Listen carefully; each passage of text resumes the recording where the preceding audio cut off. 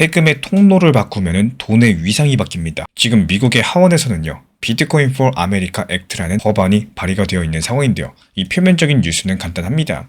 연방세를 비트코인으로 납부할 수 있게 하겠다는 이야기인데요. 이 많은 분들께서 이걸 보면서 바로 이렇게 생각을 하실 거예요. 미국이 역사상 최대 규모의 비트코인 수요 촉진책을 꺼냈다. 그렇다면 이제 IRS가 세계 최대 비트코인 구매자가 될 거다. 이런 말이 쏟아지고 있는 상황인데, 이 국가는 세금을 받아서 당장 이번 달 급여도 주고 군대도 굴리고 또 이자도 갚습니다. 즉 세금은 현금 흐름이에요. 근데 이런 법안들은요, 비트코인으로 세금을 받겠다 해서 끝나진 않습니다. 들어온 비트코인을 전략 비축고로 넣고 사실상 중장기 보유하겠다라는 설계를 같이 밀어붙일 텐데요. 그러면 여기서 질문이 생기겠죠. 비트코인을 받아서 장기 보유하면은 이 당장 정부 운영에 필요한 달러 현금은 어떻게 되는 걸까요? 여기서부터가 이슈의 진짜 핵심이에요. 이 법안 같은 경우는 정부의 지출을 당장 해결하는 처방이 아니라 국가의 대차 대조표를 다시 짜는 실험에 가깝습니다. 이 세금이 원래 달러 수요를 만드는 장치죠. 우리가 달러를 쓰는 이유는 단지 편해서가 아닙니다. 세금과 공과금 그리고 법과 제도가 달러를 중심으로 설계되어 있기 때문인데요. 쉽게 비유하면 이렇습니다. 학교에서 점심을 먹으려면 학교 쿠폰이 꼭 필요하다고 해보겠습니다. 그러면 학생들은 자연스럽게 그 쿠폰을 구하려고 움직이겠죠. 그게 바로 수요입니다. 국가도 똑같아요. 세금을 달러로만 받는 구조는 달러의 기본 수요를 깔아줍니다. 그런데 이 법안은요, 그 쿠폰 결제에 비트코인도 받겠습니다라는 문을 하나 더 여는 겁니다. 그리고 여기서 더 중요한 장치가 붙는데요. 이 비트코인으로 세금을 납부할 때 그 비트코인을 팔아서 생기는 자본 이득에 대한 과세를 하지 않겠다라는 구조인데요. 이 말이 왜 강력한지 예를 들어서 설명드려 보겠습니다. 어떤 사람이 과거에 싸게 산 비트코인이 크게 상승했다고 가정을 해볼게요.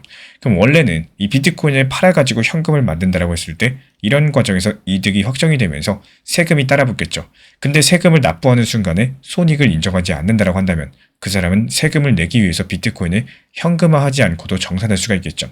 이 말이 좀 어려운데 결국에 큰 보유자한테는 세금 납부가 비과세 처분처럼 작동할 수 있다는 뜻입니다.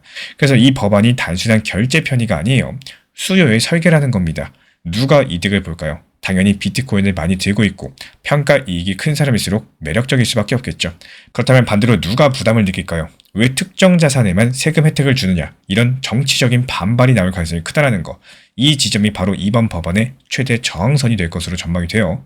그리고 이제 많은 분들이 또 이렇게 물어보십니다. 아니 그러면은 세수의 5% 정도만 비트코인으로 들어와도 2,600억 달러다. 10%면 5,200억 달러다. 이렇게 계산하지 않느냐는 질문인데요.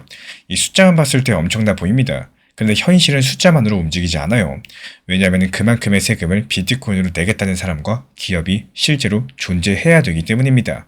그리고 그만큼의 비트코인이 시장에서 이동을 해야 되는데 이건 단순한 결제가 아니라 거대한 자산의 이동이겠죠. 여기서 중요한 포인트를 짚어봐야 되는데요. 이 법안이 말하는 거는 미국이 비트코인을 시장에서 대량 매수한다가 아닙니다. 세금 납부를 통해서 들어오는 비트코인을 받겠다는 건데요. 즉 이거는 매수 버튼이 아니라 세금이라는 정산 통로를 통해서 유입될 수도 있는 문입니다. 이 사람들이 자주 착각하는 지점이 바로 여기에요. IRS가 매수한다는 표현은 자극적이겠지만 이 구조적으로는 정확하지가 않아요. 정부가 받는 것이지 시장에서 가격을 올리면서 사는 방식이 아니기 때문입니다. 그럼에도 이 법안이 무섭게 강력한 이유는 따로 있습니다. 이 세금은 국가가 가진 가장 강한 수요 장치이기 때문인데요. 국가가 어떤 자산을 세금 정산에 쓰게 허용하는 순간 그 자산은 단순한 투자 대상이 아니라 정산 가능한 자산의 지위를 얻습니다. 이건 시장의 심리만의 문제가 아니라요. 제도권의 언어가 바뀌는 겁니다. 그래서 이번 이슈의 핵심은 결국에 이거예요. 미국이 달러를 버리려는 것이 아니라 달러 체제 안에서 비트코인을 새로운 보조 정산 자산으로서 끼워 넣고자 하는 실험일 수가 있다는 거예요. 그리고 여기서 국제 정세가 연결이 됩니다. 올해 3월 달에 미국은 이미 스트래티직 비트코인 리저브라는 이런 이름을 공식 문서에 올렸는데요. 그리고 예산을 늘리지 않는 방식으로서 비트코인을 더 확보하는 전략을 만들라라는 주문까지도 함께 들어갔습니다. 즉 현재 미국 같은 경우는 비트코인을 단순하게 규제의 대상으로만 바라보지 않고요. 국가가 보유할 수 있는 전략 자산의 후보로 보기 시작을 한 겁니다.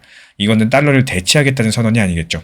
오히려 달러가 흔들릴 수 있는 시대에서 미국의 자산 쪽의 기둥을 하나 더 세우려는 움직임으로 읽는 편이 더 자연스러운 상황이고요. 그렇다면 이게 미국의 국가부채 38조 달러랑 어떻게 연결이 될까요? 많은 분들께서 기대하는 거는 비트코인이 오르면 미국 부채가 해결된다라는 그림입니다. 근데 그건 너무 단순해요. 부채는 현금 흐름의 문제고 예산은 정치의 문제입니다. 이 비트코인을 비축한다고 해서 이번 달 지출이 갑자기 줄어들진 않겠죠. 오히려 중장기 보유를 전제로 하면은 단기 현금 흐름은 더 빡빡해질 수도 있다는 거. 그래서 이 법안을 부채 해결책이라고 단정하면은 틀립니다. 그렇다면 왜 하려는 걸까요? 여기서 다시 처음 문장으로 돌아가야 됩니다. 이 세금의 통로를 바꾸면은 돈의 위상이 바뀌죠. 미국이 진짜로 노리는 거는 부채 상환이 아니라 국가의 자산 구성을 바꾸는 것일 수가 있겠습니다. 이 미국은 달러를 찍는 나라죠. 동시에 세계에서 가장 큰 채권 시장을 가진 나라입니다. 이런 체제가 신뢰 위에 서 있어요. 근데 신뢰라는 게 단지 말로 유지가 되지가 않아요.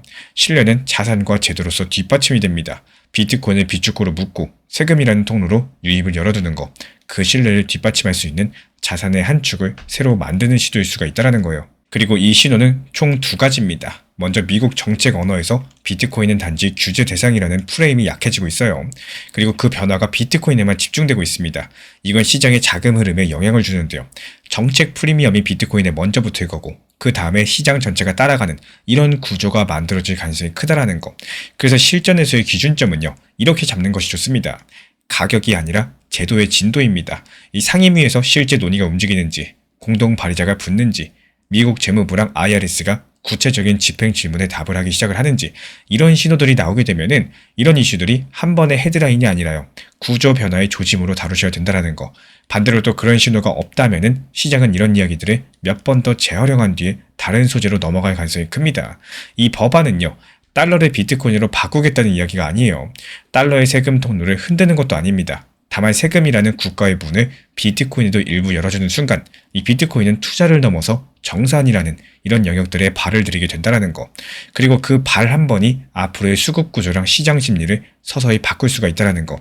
이 세금의 통로를 바꾸면요. 돈의 위상이 바뀔 겁니다. 지금 비트코인은 가격보다 구조가 먼저 움직이고 있어요. 이런 자산일수록 타이밍을 맞추겠다는 생각보다도 업비트 비썸 현물 매매로만 평단 관리하면서 모아가는 전략이 훨씬 더 중요해집니다. 그래서 제가 따로 안내드리는 자료도 레버리지나 단타가 아니라 현물 기준으로만 정리해두고 있습니다. 관심 있으신 분들은 현재 보이시는 번호 참고해 주셔도 좋습니다. 프랑스의 대문호 빅토르 위고는요. 역사를 관통하는 명언을 남겼습니다. 이 침략하는 군대는 막을 수 있다고 할지라도 때가 된 아이디어는 결코 막을 수가 없다라고요. 지금 우리가 목격하고 있는 이 법안은요. 단순하게 세금을 무엇으로 내느냐의 문제가 아닙니다. 지난 10수년간 가짜돈이라고 조롱받던 비트코인이 이제는 가장 강력한 국가 권력인 세금이라는 문을 통과해서 진짜 돈의 지위로 올라서는 역사적인 변곡점입니다. 이 많은 분들께서 당장의 가격 등락에 일희일비하실 때 우리 구독자분들께서는 제도가 바뀌고 돈의 위상이 달라지는 이 거대한 지각 변동을 함께 보셨습니다. 변화는 소란스럽게 오지만요. 이 기회라는 것들은 침묵 속에서 구조를 알아보는 사람들에게만 조용히 미소 짓습니다. 오늘의 이런 통찰들이 이 거대한 파도 앞에서 우리 구독자분들의 중심을 잡아줄 수 있는 단단한 닻이 되기를 진심으로 응원 도움드리겠습니다. 시장은 계속 돌고 도는 과정 속에서 결국에 천천히 우상향해왔고 여기서의 문제는 그 흐름이 아니라 순간의 감정에 우리가 너무 쉽게 흔들린다는 겁니다. 이 시장을 오래 보다 보면 알게 되실 거예요. 위로 갈 때도 있었고 크게 꺾일 때도 있었지만 멀리서 보면 시장은 생각보다 조용하게 아주 천천히 우상향을 해왔다는 사실을요. 당장은 체감이 안 될 뿐이죠. 이 시간이 쌓이면 결국에 방향성은 드러나게 되는 겁니다. 그런데 사람을 가장 힘들게 만드는 건 이런 긴 흐름이 아니라요. 하락이 나오는 바로 그 순간의 감정입니다. 가격이 빠질 때는 모든 게 부정적으로 보일 거고 내 판단이 틀린 것 같고 지금이라도 뭔가를 해야 될 것 같은 이런 조급함들이 몰려옵니다. 그래서 우리는 시장 전체를 보지 못하고요. 오직 지금 이 시점 하나에만 매달리게 돼요. 하지만 정말 중요한 거는 하락한다고 해서 혹은 상승한다고 해서 그 한 장면만 보는 게 아닙니다. 과거에 비슷한 흐름이 있었는지, 지금의 위치가 사이클상 어디쯤인지, 그리고 앞으로 어떤 가능성이 열려 있는지 함께 보려고 노력하셔야겠죠. 이게 바로 감정에서 한 발짝 떨어지는 연습이고 시장을 느끼는 것에서 이해하는 것으로 바꾸는 과정입니다. 결국에 시장은요. 늘 같은 패턴을 다른 얼굴로 반복을 해왔고 그 안에서 흔들리는 건 언제나 가격이 아니라 이 사람의 마음이었습니다. 이런 흐름을 조금 더 길게 볼 수 있게 되는 순간 하락도 덜 무서울 거고 상승도 덜 뜨게 되는데 결국에 살아남는 거는 지금의 감정보다도 흐름을 보려는 사람입니다. 실시간 변동 구간은 정말로 몇 시간 안에 지나가는 경우가 많아요. 고래 수급이 갑자기 움직이거나 거래소 물량이 몰리는 순간 뉴스보다 빠르고 차트보다 먼저 반응하기 때문에 이걸 제때 보지 못하면 좋은 자리 놓쳐버리고요. 반대로 위험 신호도 제대로 캐치하지 못해서 손실이 커지기 쉽습니다. 그래서 제가 확인하는 고래 수급 변화, 핵심 가격대 구간을 실시간 흐름 중심으로 따로 정리해서 보내드리고 있어요. 필요하신 분들은 현재 보이는 번호로 문자 신청 주시면 큰 도움이 되실 겁니다. 이건 급하게 대응하기 위한 게 아니라요. 미리 기준선을 잡아두기 위한 안전장치에 가깝습니다.